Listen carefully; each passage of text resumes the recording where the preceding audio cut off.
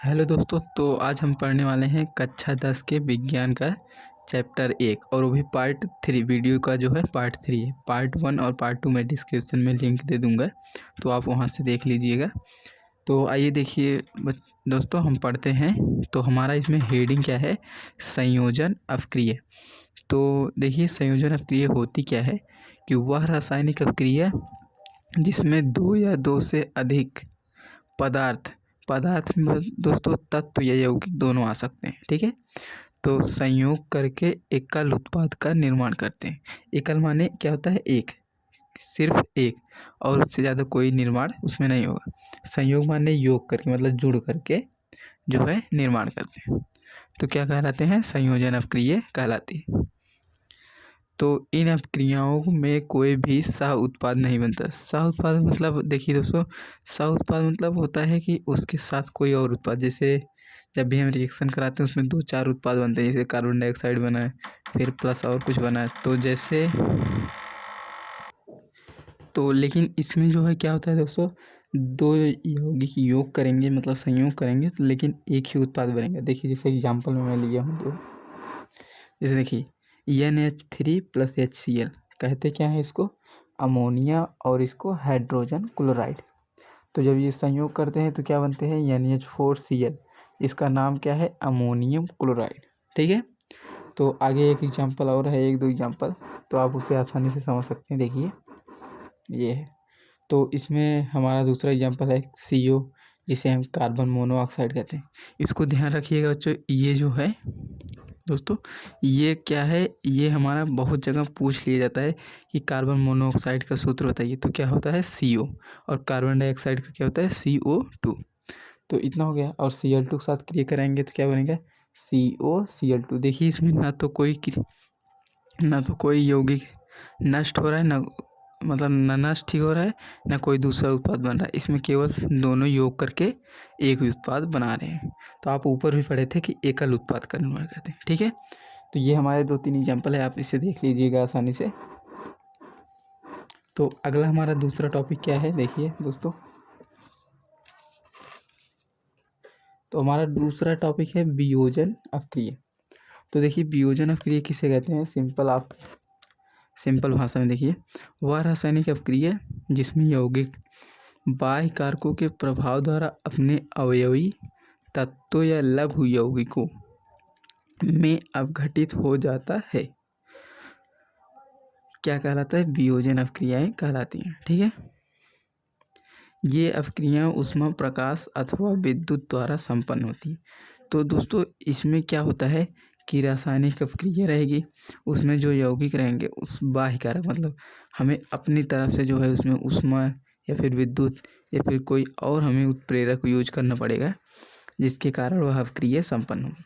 तो उसमें क्या होता है कि यौगिक रहेंगे वो जो है अलग हो जाते हैं, टूटकर कई पदार्थ मतलब कई तत्वों या कई यौगिकों में अपघटित यानी अलग हो जाते हैं। तो इसका भी एग्जाम्पल देखिए 2-3, थोड़ा सा इसी में और देखिए दोस्तों कि इन अपक्रियाओं में अपक्रिया के कारण अर्थात ऊष्मा, विद्युत या प्रकाश को हटा देने पर भी मूल पदार्थ प्राप्त नहीं होता है, अतः ये अपक्रिया अनुत्क्रमणीय होती हैं। मतलब दोस्तों देखिए, अगर इसमें से हम जो उत्प्रेरक यूज करते हैं, प्रयोग करते हैं, अगर उसको हम हटा भी दें तो उसका अपक्रिया पर कोई प्रभाव न, मतलब अपक्रिया ना तो आगे जाएगी न तो पीछे।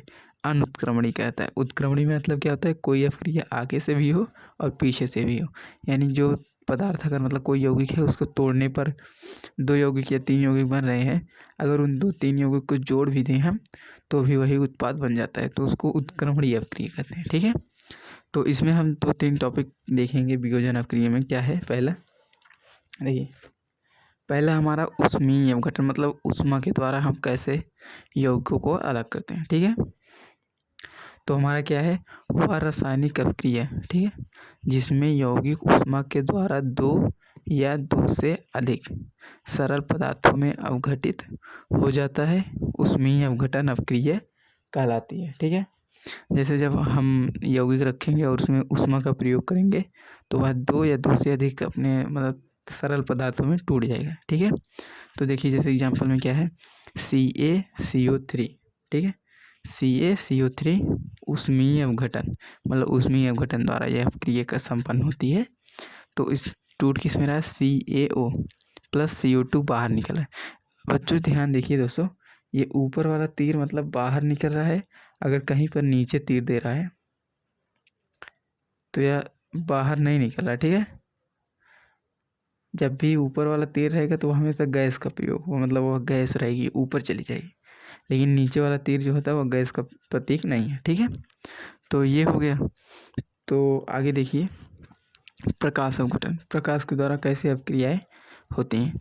जब वियोजन अपक्रिया सूर्य के प्रकाश द्वारा होती है तब यह क्रिया क्या कहलाती है, प्रकाश अपघटन कहलाती है।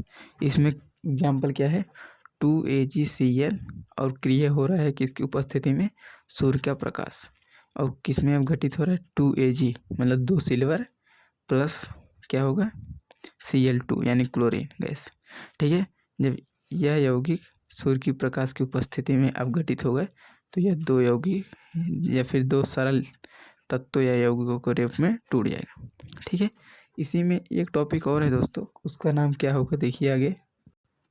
हमारा तीसरा टॉपिक है दोस्तों, विद्युत अपघटन, यानी विद्युत प्रवाहित करने पर वाष्प क्रिया कैसे हो रही है, ठीक है।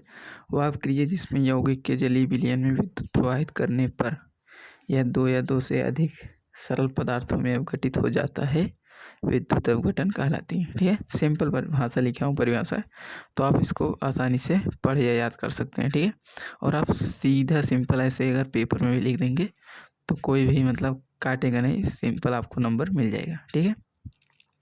तो इस प्रक्रम में धनायन कैथोड पर तथा ऋणायन एनोड पर एकत्रित हो जाते हैं। ये बच्चों ध्यान दीजिएगा दोस्तों, धनायन कैथोड पर और जो ऋणायन होता है वो एनोड पर हमेशा एकत्रित होते हैं, ठीक है।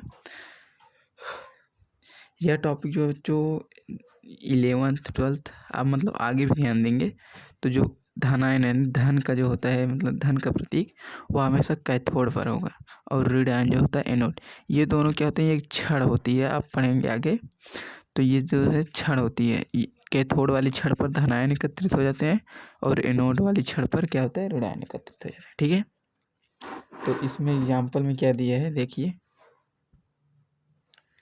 एग्जाम्पल में हमारा 2H2O यानी जल दिया है, जल के 2 अणु, तो उसमें जो है विद्युत अपघटन होगा तो क्या बनेगा, 2H2 + O2 मतलब हाइड्रोजन गैस और या फिर ऑक्सीजन गैस, ठीक है। तो अगला हमारा जो अपक्रिया है मेन, विस्थापन अपक्रिया। ये बच्चों कई बार जो है एग्जाम में पूछा जा चुका है, इसी को हम प्रतिस्थापन अपक्रिया भी कहते हैं, ठीक है, कंफ्यूज ना होइएगा। विस्थापन या फिर प्रतिस्थापन दोनों का मतलब एक ही है। तो इसमें क्या है देखिए कि वह रासायनिक अपक्रिया जिसमें अधिक क्रियाशील तत्व कम क्रियाशील तत्व के यौगिक से उस तत्व के परमाणु को विस्थापित कर स्वयं उसका स्थान ग्रहण कर लेता है, विस्थापित अपक्रिया है। सॉरी, यहाँ पर थोड़ा मिस्टेक हो गया, विस्थापन यहाँ पर हो जाएगा, आप इसे ना बना लीजिएगा और इसको काट दीजिए, ठीक है। विस्थापन अपक्रिया कहलाती है।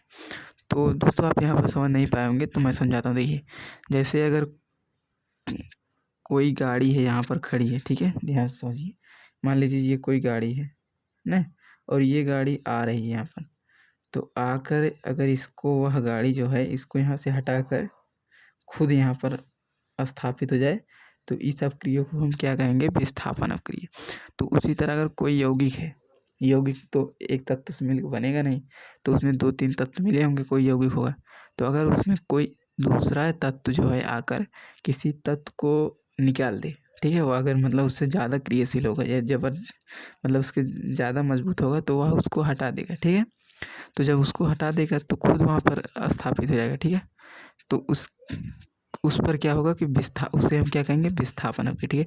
जैसे आप ही सोचिए, अगर मतलब कोई मतलब ट्रेन जा रही है, तो अगर आप चढ़ना चाहते हैं और अगर कोई इसमें जो है कमज़ोर होगा तो आप क्या करेंगे, उसको उठा देंगे ज़बरदस्ती और आप खुद वहाँ पर स्थापित हो जाएंगे, ठीक है। तो इसी को हम विस्थापन अपक्रिया कहते हैं, ठीक है। एग्जाम्पल देखिए, Fe + CuSO4 और क्रिया होगा FeSO4Cu, ठीक है। तो देखिए ये जो है Fe आयरन जो है कॉपर से अधिक क्रियाशील है, ठीक है। इसलिए क्या कर रहा है, इसको यहाँ से हटा दे रहा है, कह रहा है तुम यहाँ से हटो, मैं यहाँ पर आ रहा हूँ, ठीक है। तो ये यहाँ से हट जाएगा तो Fe यहाँ पर आकर जुड़ जाएगा और ये Cu बाहर आ जाएगा, ठीक है। उसी तरह देखिए ये अपक्रिया नीचे है, इसमें देखिए इसमें क्या हो रहा है कि दो दो मतलब ये इसको विस्थापित कर रहा है, ये इसको, ठीक है। तो इसे हम उभय अपघटन अपक्रिया कहते हैं, मतलब जब दो दो या दो से अधिक जो है तत्व एक दूसरे को विस्थापित करें, ठीक है। तो इसमें देखिए Ag और K दोनों आपस में विस्थापित हो जा रहा है, ठीक है। तो AgCl के पास चला जा रहा है और K जो है NO3 के पास आ रहा है, ठीक है। तो इसको भी हम क्या कहेंगे, प्रतिस्थापन या फिर विस्थापन अपक्रिया। तो आई होप दोस्तों इतना समझ में आ गया होगा। 2 हेडिंग और है, उसे समझ लीजिए, इसके बाद यह चैप्टर लगभग समाप्त है। तो देखिए आगे, तो हमारा अगला है, तो आप इसका स्क्रीनशॉट भी ले सकते हैं, मैं समझा देता हूँ एक बार। देखिए वे रासायनिक अपक्रियाएँ, सॉरी पहले हेडिंग देख लीजिए, ऊष्माक्षेपी अपक्रिया। तो वे रासायनिक अपक्रिया जिनमें ऊष्मा निर्मुक्त होती है ऊष्माक्षेपी अपक्रिया कहलाती है। इनमें ऊष्मा की मात्रा को उत्पादों की ओर धन चिन्ह के साथ दर्शाया जाता है, ठीक है।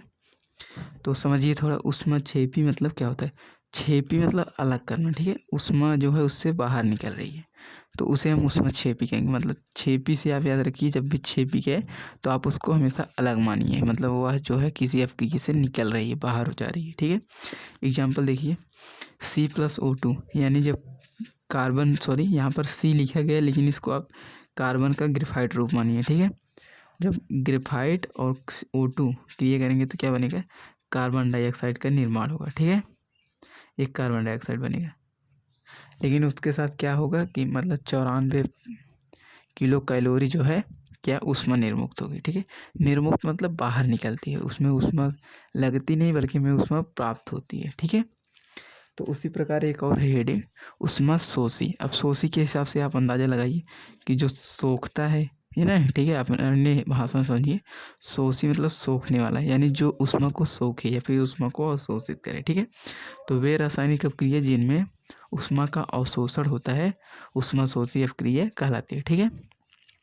इनमें ऊष्मा की मात्रा को उत्पादों की ओर ऋण चिन्ह के साथ दर्शाया जाता है। इसको दोस्तों ध्यान से पढ़िएगा, ये इतना जो रखा गया है, ये ऋण चिन्ह और धन चिन्ह, ऊपर वाले में धन चिन्ह था, तो ठीक है। इसको याद रखिएगा कि मतलब कहाँ किसको क्या रखा जाता है, ठीक है। तो धन ऋण चिन्ह के साथ, यानी जब हम ऊष्मा को अवशोषित करेंगे, जब भी हम ऊष्मा को देंगे तो क्या होगा, ऋण होगा। यानी अगर हम किसी को पैसा दे रहे हैं तो जो व्यक्ति पैसा ले रहा हो तो ऋण ही होगा। इसलिए जब भी हम ऋण देंगे तो वहाँ पर क्या होगा कि ऊष्मा जो है हमें देना पड़ रहा है अपनी तरफ से, ठीक है। वह अपक्रिया बिना ऊष्मा के संपूर्ण ही नहीं होगी। तो इसको हम 45 किलो कैलोरी ऊष्मा देंगे तो यह अपक्रिया जो है संपन्न होगी। N2+O2 क्रिया होगा तो 2NO। आई हो दोस्तों, एक मिनट, हाँ आप देखिए, आई हो दोस्तों समझ में आ गया होगा। तो अगर वीडियो अच्छी लगी तो वीडियो को लाइक शेयर कमेंट ज़रूर करें। हाँ, आपको अगर मतलब कोई डाउट हो तो कमेंट ज़रूर कीजिएगा। और ये भी आप बता सकते हैं कि आपको किस टॉपिक पर वीडियो चाहिए, क्लास 10th या फिर 9th में है तो, या मैथ विज्ञान जो भी। तो मिलते हैं नेक्स्ट वीडियो में।